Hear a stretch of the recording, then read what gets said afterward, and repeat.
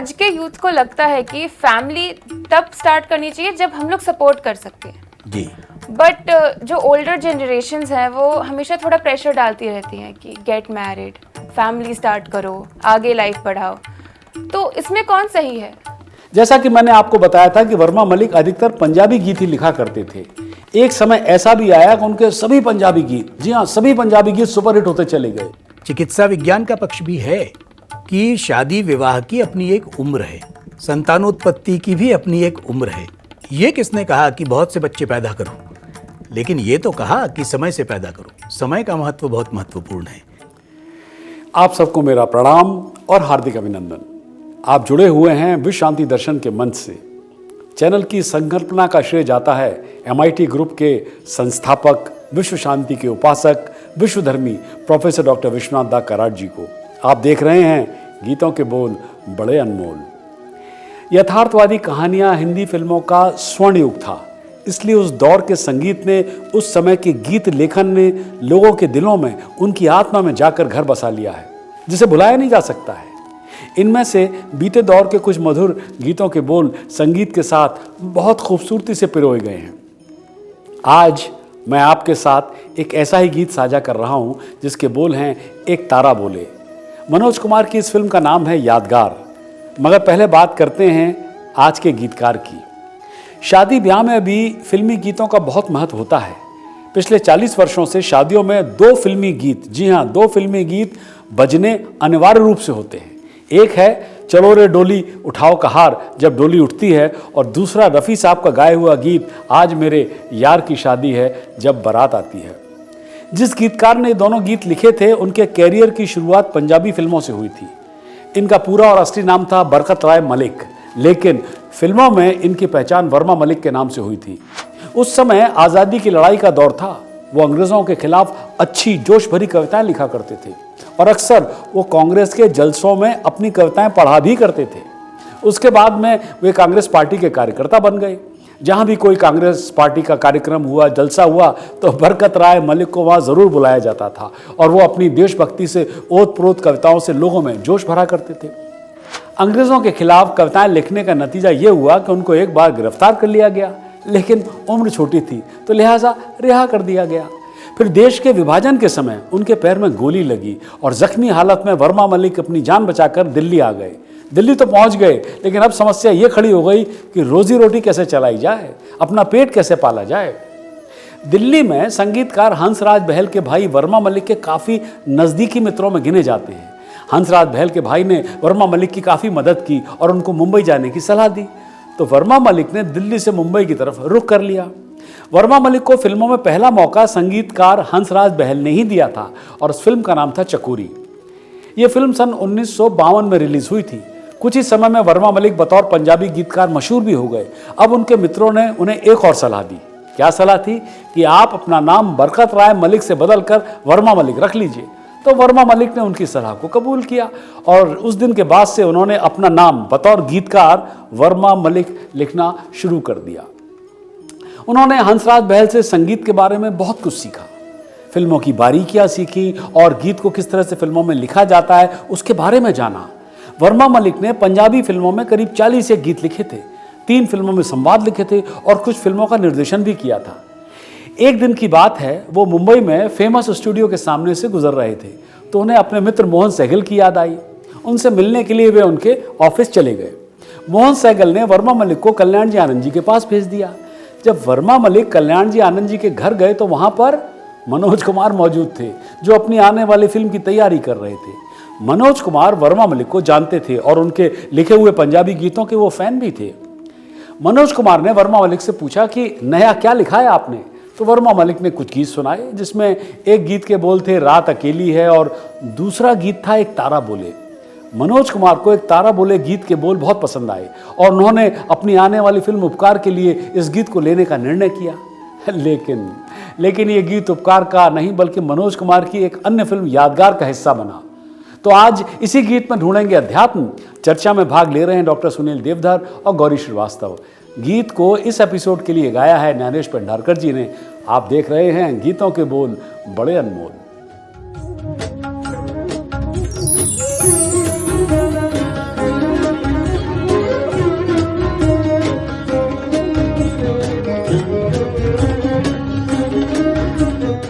नमस्कार, स्वागत है आपका विश्व शांति दर्शन चैनल पर और आप देख रहे हैं गीतों के बोल बड़े अनमोल, जहां पर हम हिंदी फिल्मों के गीतों में छिपे हुए अध्यात्म के बारे में चर्चा करते हैं।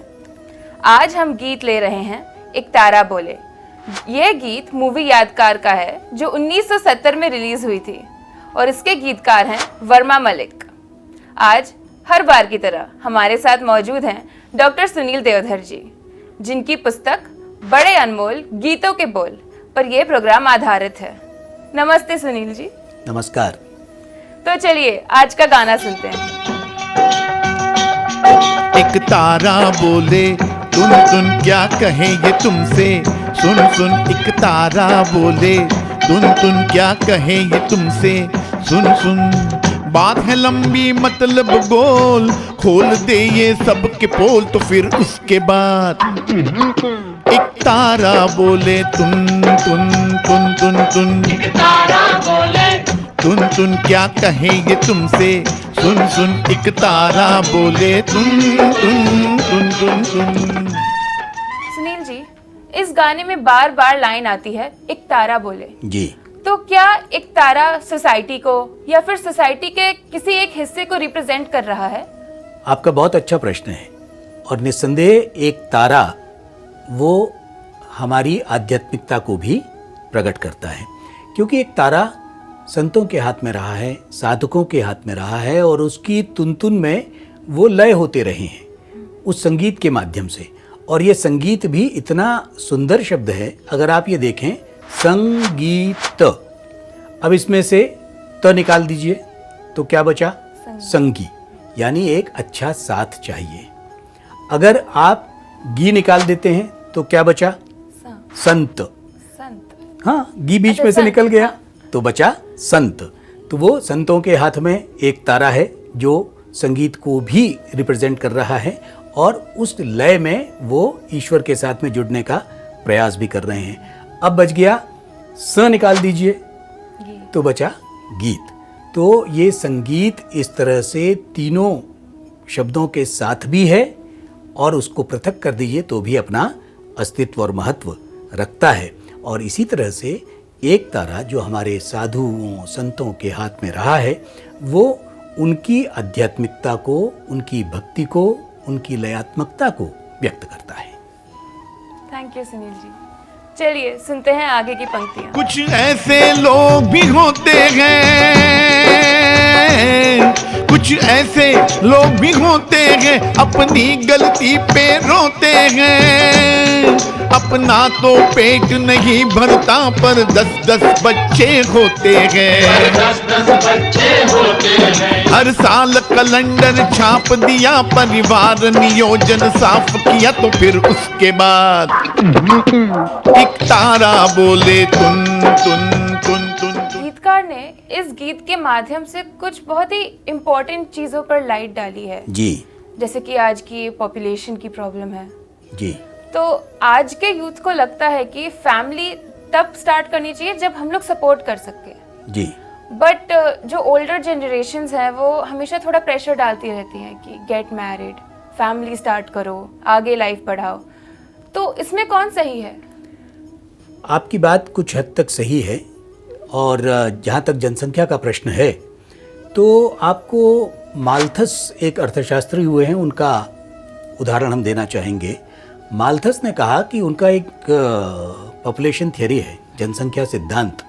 तो उस जनसंख्या सिद्धांत में माल्थस ये कहते हैं कि जो हमारे पदार्थ हैं, जो वस्तुएं हैं, वो सीधे क्रम में बढ़ती हैं, 1 2 3 4 5, लेकिन जो जनसंख्या है वो गुणात्मक क्रम में बढ़ती है, 2 2 दूनी 4, 4 दूनी 8, 8 दूनी 16, 16 दूनी 32, इस तरह से। तो जब पॉपुलेशन इतनी बढ़ जाएगी तो स्वाभाविक है कि बढ़ती हुई पॉपुलेशन के लिए हमारे पास में संसाधन नहीं होंगे, जिसका सामना आज हम कर रहे हैं। और जैसा कि जब हम आज़ाद हुए और आज़ादी के बाद में जो वर्ष आए और उसके बाद में हमारी जनसंख्या बहुत तेज़ी से बढ़ी है, तो हमारे सामने समस्याएं भी आई हैं। और फिर आपका जो प्रश्न है जिसमें बुजुर्गों पर ये कहा गया है, तो उसमें एक चिकित्सा विज्ञान का पक्ष भी है कि शादी विवाह की अपनी एक उम्र है। संतानोत्पत्ति की भी अपनी एक उम्र है। ये किसने कहा कि बहुत से बच्चे पैदा करो, लेकिन ये तो कहा कि समय से पैदा करो। समय का महत्व बहुत महत्वपूर्ण है। तो आज अगर शादी 35 में होती है और 40 में पहला इश्यू होता है तो वो भी एक समस्या है, और मेडिकल साइंस इस बात को कहता है। इसलिए पहले का एक जो विचार था कि क्योंकि उस समय रोजगार की भी इस तरह की उतनी समस्या नहीं थी, तो अपनी जगह पर वो भी गलत नहीं थे। लेकिन आज रोजगार की समस्या है, आज एजुकेशन की समस्या है। एक बच्चे की फीस जो है वो 1 लाख से शुरू होती है। तो वो समस्याएं भी हैं, और उसके निदान भी इसी तरह से है कि आप किस तरह से उस दोनों के बीच का संतुलन स्थापित करते हैं। Thank you Sunil ji. चलिए आगे का गीत सुनते हैं। पहले तो था चोला बुरका, पहले तो था चोला बुरका, फिर कट कट के वो हुआ कुर्ता। चोले की अब चोली है बनी, चोली से आगे क्या होगा, ये फैशन बढ़ता बढ़ता गया और कपड़ा तन से घटता गया। तो फिर उसके बाद एक तारा बोले तुन तुन तुन तुन तुन, एक तारा बोले। इस गाने में गीतकार ने अपने फैशन पे व्यूज दिए हैं और जी। कुछ ज्यादा ही सख्ती से दिए हैं। आपको नहीं लगता कि कोई कुछ भी पहने वो उसकी मर्जी होनी चाहिए? जी बिल्कुल सही है कि जो कोई क्या पहने ये उसका अपना अधिकार है, लेकिन इसके साथ में ये भी जोड़ दीजिए कि कोई क्या न पहने, इस बात का अगर उसके पास में विचार नहीं है तो फिर उसके अधिकार की बात थोड़ी बेमानी हो जाती है। क्योंकि बात कपड़े के घटने की नहीं है, क्योंकि मनुष्य तो नग्न रूप में पैदा हुआ। इसके बाद में आखेट युग है, सबसे पहले तो अश्म युग है जिसको आप स्टोन एज कहते हो। तो उस समय तो नंगा ही फिरता था आदमी, लेकिन जैसे जैसे हम सभ्य होते गए, हम कपड़े पहनते गए, हम अपने आप को ढकते गए, और अब फिर से उल्टे हो रहा है।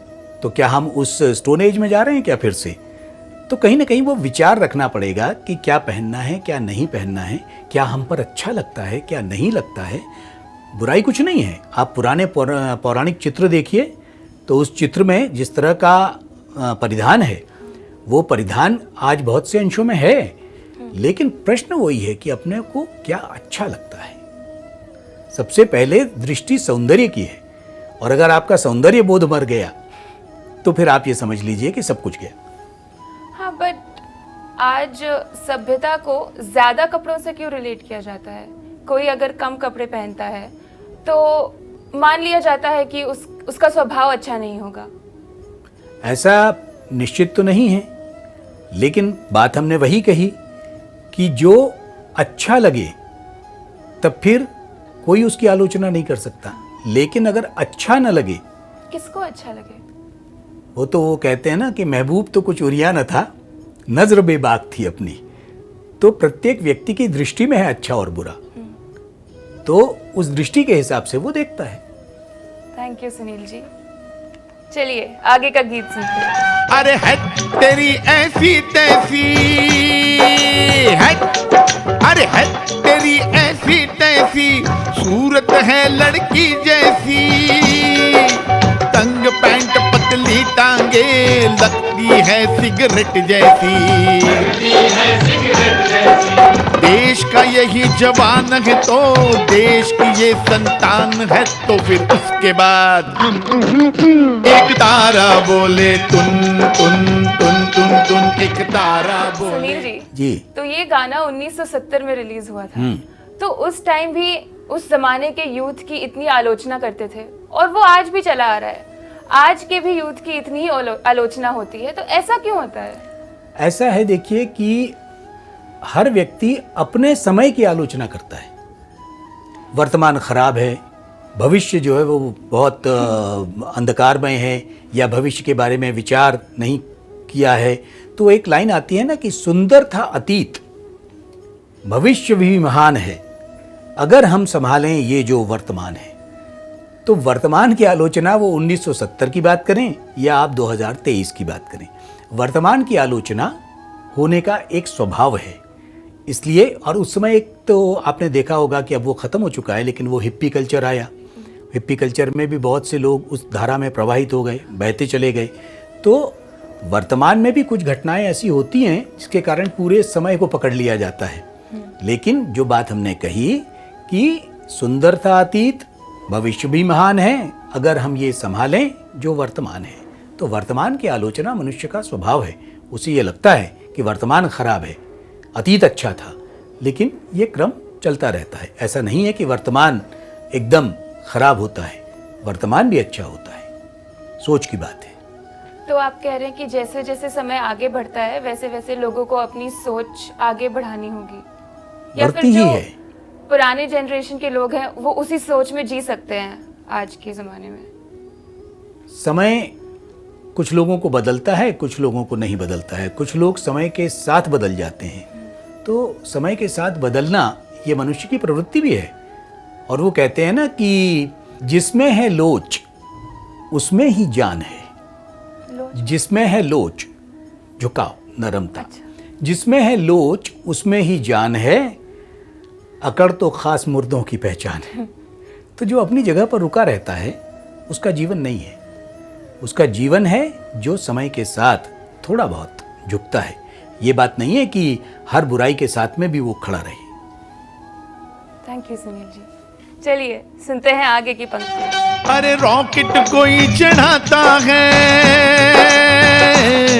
अरे रॉकेट कोई चढ़ाता है, कोई एटम बॉम्ब बनाता है। अमन के नाम पे देखो वो दुनिया पे रोग जमाता है। बारूद अगर ये चल जाए, सारी दुनिया जल जाए, तो फिर उसके बाद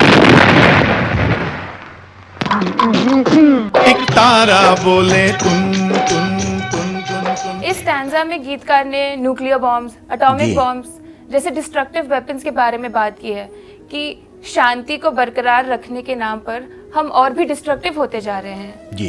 तो डोंट यू थिंक कि एज अ देश, एज अ कंट्री हमारे पास कुछ वेपन्स होने चाहिए जिससे हम लोग सुरक्षित रहें, या फिर बाहर के लोग हमसे झगड़ा ना मोल लें? एक उदाहरण हम आपको देना चाहते हैं कि जब पहला परीक्षण हुआ हमारे यहाँ, परमाणु परीक्षण, अटल बिहारी वाजपेयी थे उस समय, और उस टीम में थे आर चिदम्बरम और कलाम साहब उस समय थे। तो आर चिदम्बरम से किसी ने सवाल किया कि इस प्रदर्शन की ज़रूरत क्या है, क्योंकि जो परीक्षण किया तो इस परीक्षण की ज़रूरत क्या है। तो उन्होंने जो जवाब दिया था वो ये था कि कभी कभी प्रदर्शन की ज़रूरत इसलिए होती है कि प्रयोग की ज़रूरत ना पड़े। क्योंकि आपके पास है ताकत तो लोग समझेंगे कि आपके पास में ताकत है, इसलिए लोग आपका विरोध नहीं करेंगे क्योंकि आपकी ताकत से डरेंगे। तो शक्ति का प्रयोग कभी कभी जो है वो इसलिए भी करना होता है ताकि उसका वास्तविक प्रयोग ना करना पड़े। एक बात है। और जो आपने एटॉमिक उसकी बात की है, तो देखिए नागासाकी और हिरोशिमा पर बम डाला अमेरिका ने, और उस वक्त जो रूजवेल्ट प्रेसिडेंट थे, और रूजवेल्ट तो चले गए थे, लेकिन उसके बाद ट्रूमैन आए और जापान लगभग सरेंडर कर चुका था, बावजूद उसके वो बम डाला गया। और जब बम डाला गया तो लगभग आप ये समझ लीजिए कि एक शहर में 1,29,000 और दूसरे शहर में 2,26,000 के करीब, शायद इतने युद्ध में कभी कोई नहीं मारा गया, और उसका कितने दिनों तक उसका असर रहा। तो बात वही है कि शक्ति हमारे पास हो, लेकिन शक्ति का प्रयोग कैसे करना है और वो कैसे रुकेगा, वो हमें अध्यात्म सिखाता है। अगर हमारे एक सोच में आध्यात्मिकता है तो, और जो भारत के सोच में है, क्योंकि भारत ही तो कह रहा है सर्वे भवन्तु सुखिनः की बात, तो अगर आध्यात्मिकता का विचार है साथ में, तो फिर इस तरह के प्रयोग नहीं होंगे। और विवेकानंद ने यही बात कही थी कि जब तक भारत में आध्यात्मिकता जीवित है, भारत देश कभी मर नहीं सकता। तो आपने जो बात बोली कि वर्ल्ड वॉर के टाइम उन्होंने 2 बॉम्ब गिराए। मैंने जो पढ़ा था उसमें था कि वो तीसरा बॉम्ब गिराने की भी धमकी दे रहे थे, जबकि उनके पास था नहीं। तो मुझे ये नहीं समझ में आता कि बाकी की दुनिया को डराना ही क्यों जरूरी है। ये बात वही है, विस्तारवादी नीति, दबाने की नीति, क्योंकि जापान सरेंडर करने से मना कर चुका था। वो सशर्त सरेंडर नहीं करना चाहता था और ये चाहते थे कि जापान आत्मसमर्पण कर दे। लेकिन बॉम्ब गिराने की भी आवश्यकता नहीं थी, क्योंकि जापान बहुत हद तक मान चुका था चीज़ों को। तो वो जो उसके आविष्कारक थे बॉम्ब के, जे रॉबर्ट ओपनहेवर ना, उसमें आइंस्टीन का भी उल्लेख आता है, क्योंकि आइंस्टीन की एक इक्वेशन था E=mc², जो वो एनर्जी किस तरह से प्रयोग की जाएगी इसका वो इक्वेशन था।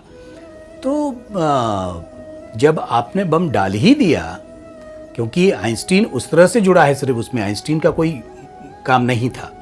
मेन जो आप जिसे दोषी ठहरा सकते हो वो है ट्रूमैन। तो ये विस्तारवादी नीति है, ये अपनी शक्ति का प्रदर्शन है, और इसके लिए आपको एक ही केवल रास्ता है और वो है अध्यात्म।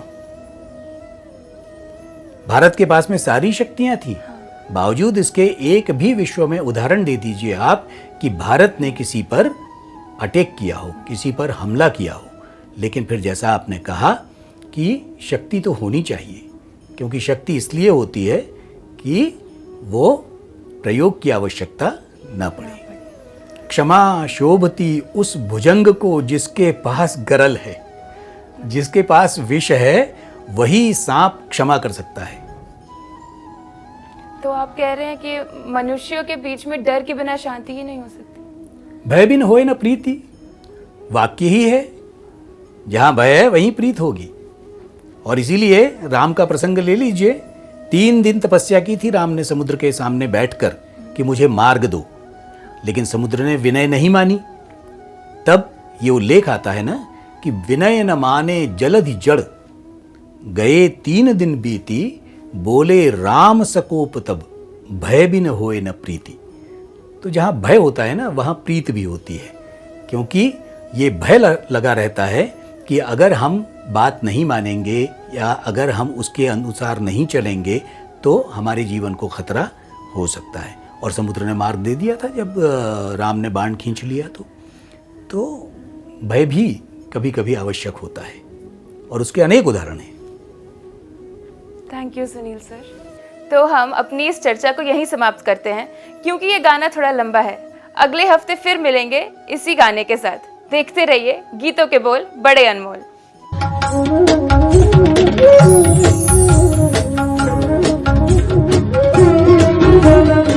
Welcome back. आप देख रहे हैं गीतों के बोल बड़े अनमोल, और कहानी चल रही है वर्मा मलिक की। जैसा कि मैंने आपको बताया था कि वर्मा मलिक अधिकतर पंजाबी गीत ही लिखा करते थे। एक समय ऐसा भी आया कि उनके सभी पंजाबी गीत, जी हाँ सभी पंजाबी गीत सुपरहिट होते चले गए, और सन 1959 की पंजाबी फिल्म भंगड़ा में अंबिया दे बूटिया ते लग्या बूर यह गीत काफ़ी पॉपुलर हुआ। उसी वर्ष रिलीज हुई पंजाबी फिल्म दो लच्छियां सुपरहिट रही। साथ में फिल्म के गीत ने भी अपना कमाल दिखा दिया। फिल्म का एक गीत तेरी कनक दी राखी मुंडिया रफ़ी साहब और शमशाद बेगम की आवाज़ में आज भी लोग याद करते हैं। इसके अलावा इसी फिल्म का गीत हाय नी मेरा बालम है बड़ा जालम शमशाद बेगम की आवाज़ में था। रफ़ी साहब को इसी फिल्म का एक गीत एक पिंड दो लच्छियां और शमशाद बेगम की आवाज़ में भावें बोलते भावें न बोल, ये सभी गीत सुपरहिट रहे। सन 1961 में बनी पंजाबी फिल्म गुड्डी का गीत प्यार दे भुलेखे दाना पानी खींच दे लियांदा। सन 1964 में आई फिल्म मामा जी, जिसमें रफ़ी साहब का गीत छुक छुक गड्डी चलदी जांदी, और सन 1967 में आई पंजाबी फिल्म पिंड दी कुड़ी के गीत भी खूब सफल रहे, खूब सराहे गए, लोगों को खूब पसंद आए। और फिर 60 का दशक भी आया जब पंजाबी फिल्में बनना कम हो गईं, बिल्कुल ठंडा हो गया मार्केट, बाजार में कुछ नहीं था पंजाबी फिल्मों के लिए। नतीजा ये रहा कि वर्मा मलिक साहब भी बेरोज़गार हो गए। उसके बाद क्या हुआ, किस प्रकार वर्मा मलिक अपनी बेरोज़गारी से बाहर निकले और हिंदी फिल्मों में कैसे उन्होंने अपना वर्चस्व बनाया, उनके आगे की कहानी आप सुनेंगे अगले एपिसोड में। और आगे चर्चा भी होगी उनके आज ही के लिखे गीत एक तारा बोले की शेष पंक्तियों पर। चूंकि ये गीत काफ़ी लंबा है ना, इसलिए इसमें छुपे अध्यात्म की जानकारी हम आपको 2 एपिसोड में दे रहे हैं। उससे यही पता चलता है कि अगर आगे बढ़ना है तुम्हें तो तुम्हें थोड़े गेम्स खेलने पड़ेंगे, थोड़ी पॉलिटिक्स चलानी पड़ेगी। तो ये कौन समझाएगा कि आज नेताओं का काम कंट्री को आगे बढ़ाना होता है, उनको उनके साथ खेल खेलना नहीं, उनको बिगाड़ना नहीं। मैं चर्चा कर रहा हूं उन सुनहरे हिंदी फिल्मी गीतों की जो पैसे कमाने के मकसद से कम बल्कि कहानी और किरदार को दर्शकों के साथ जोड़ने के उद्देश्य को लेकर लिखे गए थे। हमारे बीच एक बार फिर नेता आ गए, यानी भ्रष्टाचार के प्रणेता आ गए। चुनाव प्रचार दरमियान बोले, चुनाव प्रचार के दरमियान वे बोले, अब तक आपको लोग देते रहे हैं धोखा, अब हमें भी दीजिए एक मौका। अब मैं भी अपनी वाणी को देता हूं विराम। सब्सक्राइब कीजिए, साझा कीजिए और विश्वास बनाए रखिए विश्व शांति दर्शन में।